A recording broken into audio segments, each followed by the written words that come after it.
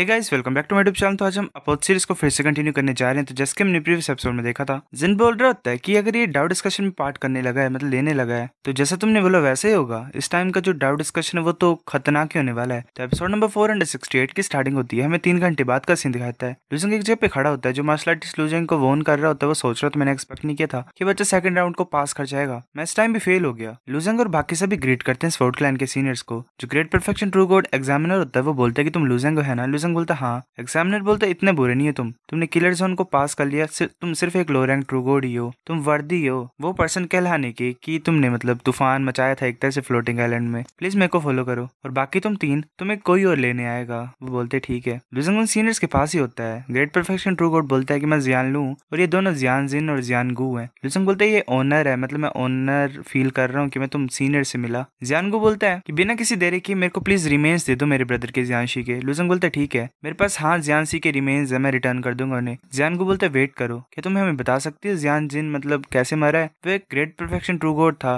पर वो Z ruler seal के अंदर मर कैसे गया? और जो जेड रूलर सील है उसे तुम कंट्रोल करते हो। लूजंग सील को बाहर निकाल देता है। बोलता है कि अगर सीनियर जियान शी की हेल्प नहीं होती तो मैं जेड रूलर सील को ऑब्टेन नहीं कर सकता। अब मेरे पास कंट्रोल है जेड रूलर सील का, तो तुम देख सकते हो, मेरे साथ अंदर आ सकते हो। वो अंदर पहुंच जाते हैं, वहां पे उसकी बोन्स होती हैं। जियान को बोलता है ये जियान सी की रिमेन्स है, मतलब जियान जू बोलता है। जियान जन बोलते है कैसे हो सकता है, ऐसा लग रहा है कि कुछ ज्यादा सालों से मरा पड़ा यहाँ पे। लूजंग बोलता है कि हाँ, इसे एक स्पेयर ऑफ टाइम ने स्टैब किया है। जैसे एंटर हुआ जेड रूलर सील के अंदर तो मैंने सीनियर जियानशी को ऐसे देखा, तब वो ऐसे बन गए थे। जियानजू बोलता है। लूजंग बोलता है कि तुम बिलीव नहीं करते तो तुम डोंगफान टाइक्विंग की इंजरी को भी इंक्वायर कर सकते हो, उसे भी स्पेयर ऑफ टाइम ने स्टैब किया है। जब मैंने सीनियर जियानशी को एनकाउंटर किया, मतलब देखा, उसी टाइम मैंने फिर उनकी 3 स्पेस स्ट्राइकिंग रिंग्स को लिया था। अगर उन 3 रिंग्स की वजह से नहीं होता तो मैं जेड रूलर सील को ऑब्टेन नहीं कर सकता। वो तीनों चुप होते हैं, देख रहे होते नीचे की तरफ। जियानजू बोलता है कि जियानशी बेचारा वो ऐसे गोल्ड डोमेन में घूमता रहता था और उसने कुछ ज्यादा अच्छे काम किए थे, पर वो ऐसे ही बेमतलब का सुप्रीम ट्रेजर ऑफ लीफ में मर गया। जियानजिन बोलता है कि चलो ऐसी बात है, मैं चाहता हूँ कि मतलब मैं तुम्हें शुक्रिया बोलता हूँ कि तुम जियानशी की रिमेन्स को वापस कर रहे हो। लूजंग बोलता है ये मैं हूँ जो सीनियर जियानशी को शुक्रिया बोलता हूँ। तो लूजंग डोर को ओपन कर देता है और बोलते चल चलते हैं। लूजंग बोलता है मैं एक और चीज तुमसे पूछना चाहता हूँ, क्या तुम तीनों सीनियर मेरी हेल्प करोगे? जियानजू बोलता है हाँ बोलो। लूजंग बोलता है कि जो लू क्लैन की ग्रेट परफेक्शन ट्रू गॉड है यू टाई बाय, वो भी डाउट डिस्कशन में पार्टिसिपेट करेगा। मुझे ये नहीं पता वो कहाँ पे है, क्या तुम मुझे बता सकते हो वो कहाँ पे है? जियानजू हंसता और बोलता है कि ये तो आसान है, चलो पहले बाहर जाते हैं, हमें न्यूज मिल जाएगी। तभी एक बर्ड आता है उसके पास और उसे न्यूज बता रहा होता है। जियानजू हैरान होता है, फिर हंसते हुए बोल मतलब कॉन्सिडेंस है सेम ही। जो न्यूज है वो अभी अभी आई यू टाई बाय की। उसने फर्स्ट राउंड को पास कर लिया एक लड़की के साथ। जो लड़की है उसने 17 स्पोर्ट्स को लिफ्ट अप कर दिया फर्स्ट राउंड में। लूजंग सोच रहा होता है ये पक्का वही होगा, मतलब लू यहाँ नहीं होगी।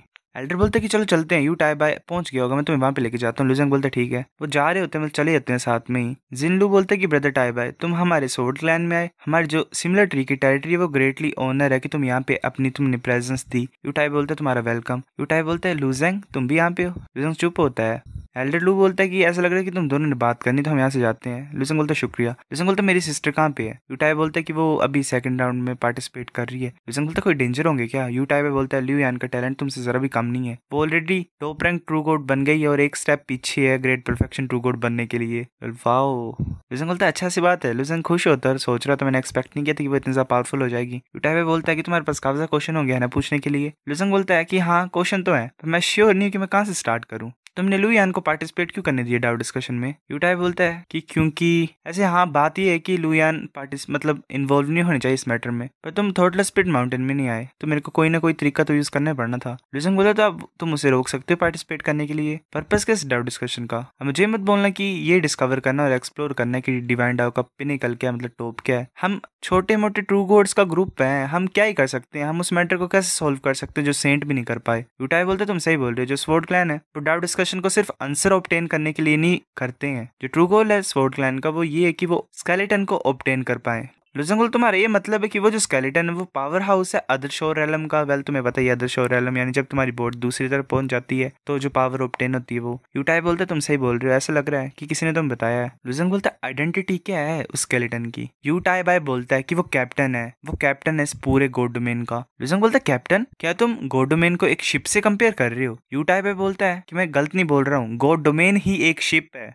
लूजंग बोलता है जब मैं गॉडली रिफाइनमेंट लैंड में था तो मैंने सुना था कि टर्टल डॉग भी ऐसा बोल रहे थे कि गॉड डोमेन जो है वो एक शिप है जो कि एयर में फ्लोट कर रही है और वैसे नीचे गिरती रह रही है, एक दिन वो नीचे गिर के क्रैश हो जाएगी। उस टाइम पे मैं ये सोच रहा था कि वो मेरी समझ से बाहर है, तो मैंने ज्यादा नहीं सोचा। मैं यही सोच रहा था कि कहने की बात होगी कि गॉड डोमेन एक शिप है।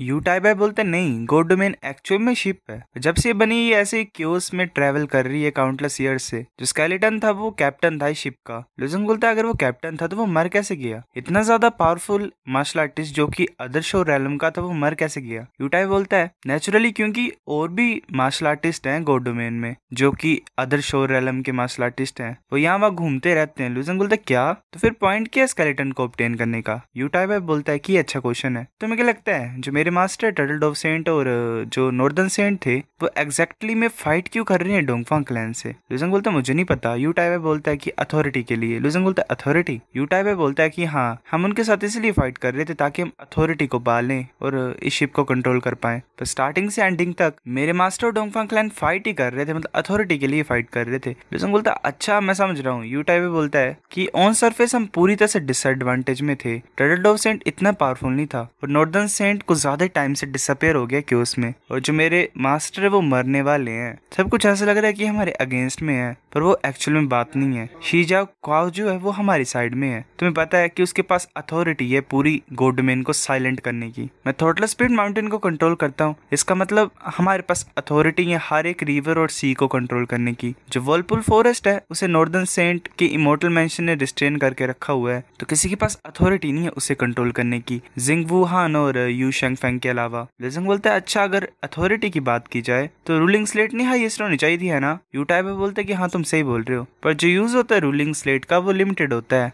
अगर कोई स्ट्रॉन्ग और एडवांटेजेस रूल बनाना चाहता है तो जितने भी गोल्ड मार्शल कॉइन्स है वो काफी नहीं होंगे ऐसा करने के लिए। जो पर्पस है डोंगफांग चुनजुन का, जिसमें वो एक अलायंस को बना रहा है काफी पावरफुल क्लैंस को साथ में लाके, वो इसलिए ताकि वो काफी ज्यादा गोल्ड मार्शल कॉइन्स को इकट्ठा कर सके और पूरी तरह से अथॉरिटी को कंट्रोल कर पाए उस स्लेट की हेल्प से। पर अब जो 2-4 ग्रेट फॉरबिडन लैंड में से जो फॉरबिडन लैंड है वो हमारे कंट्रोल में है और वर्लपुल फॉरेस्ट भी हमारे हाथ में आ जाएगा फ्यूचर में। अकेला गोल्ड मार्शल कॉइन्स का मतलब कमाने का रास्ता उनके पास एक ही होगा, वो है अबिस डीमन टेरिटरी, पर वो कुछ ज्यादा डेंजरस है। तो डोंगफांग क्लैन हमेशा कोशिश होता है, मतलब ध्यान देता है। लिजिंग बोलता है तो अच्छा डाउ डिस्कशन एक्चुअली में कैप्टन की अथॉरिटी को ऑब्टेन करने के लिए है। यूटाई बोलता है हाँ तुम समझ गए हो। जैसे कि टर्टल डोव सेंट की स्पेकुलेशन है, मतलब जैसा वो सोचता है गॉड डोमेन बहुत ज्यादा अर्जेंट सिचुएशन में है। जो स्वॉर्ड क्लैन ने काफी ज्यादा डाउ डिस्कशन को हेल्ड किया है इतने ज्यादा पास्ट गॉड एराज में, पर उन्हें कुछ भी नहीं मिला। अब कोई भी गलती करने के टाइम बचा ही नहीं है। ऐसे जो लोकेशन है स्केलेटन की वो कंफर्म हो गई है और वो सिमिलर ट्री के अंदर है, तो वो कुछ ज्यादा पावरफुल ट्रू मीनिंग ऑफ डाउ को रिलीज करता है। इसी वजह से कोई भी लिविंग बींग्स उसके पास नहीं आ सकते हैं। अगर तुम पास में चले भी जाओगे स्केलेटन के तो तुम्हारे पास डीप अंडरस्टैंडिंग होनी चाहिए ट्रू मीनिंग ऑफ डाउ की, तभी तुम ऐसा कर सकते हो।